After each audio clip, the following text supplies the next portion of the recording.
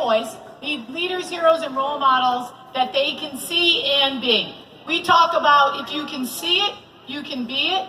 Every one of these young girls now has someone that they can look up to, like these guys on stage. We don't have the optics of men's sports.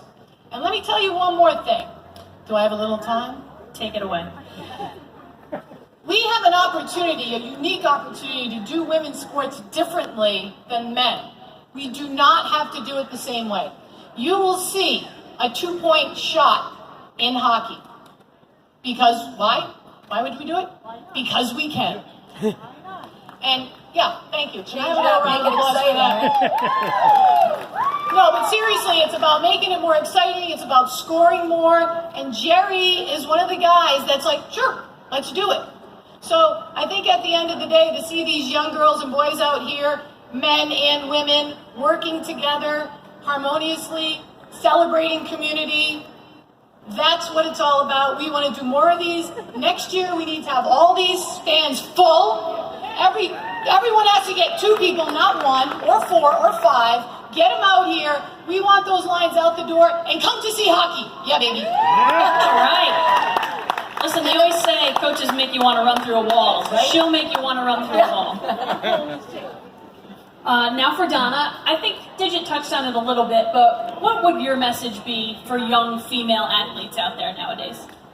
Well, I think when you talk about women learning how to compete, the platform that sports gives you in the competitive world in which we lives gives you the tools to thrive and strive and be successful in the world in which we live. And we've seen that in 1972, Title IX was passed. It was part of the Equal Education Amendments Act. We couldn't get the Equal Rights Amendment passed. So some very smart people that were our leaders said, well, how do we impact our culture? How do we engage 50% of the population? The best way to do it is in education.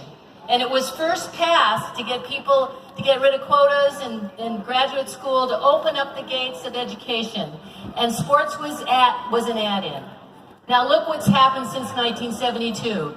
Look at our women's soccer players in France. You gotta see it to believe it. And I have one thing to say. I had one great Olympian, African American, made 5 Olympic teams. Her name's Willie White. She lived in Chicago. And she had one thing to say. And Jerry and Nancy, you could take this to heart, you have. A dream without a plan is just a wish. So this isn't a wish. This can become a tradition in New York State. And I expect this thing to grow, but most important, to touch families and young people where they can gather in a safe place and celebrate hard work and the honor of being able to compete in a competitive society in which we live. Thank you. Ladies and gentlemen, one more time, Digit Murphy, Donna Verona, and Nancy Kerrigan. Some of the most accomplished women you'll ever see. Thank you very much. Hockey's Friday night.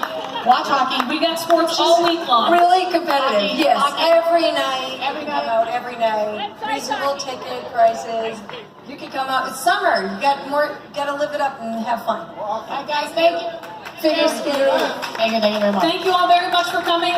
Like these ladies said, tickets are still available at the Times Union Center. Tomorrow kicks it off with tennis, but we have events all week long, and you will see some of the greatest competitors that you could ever meet and ever see.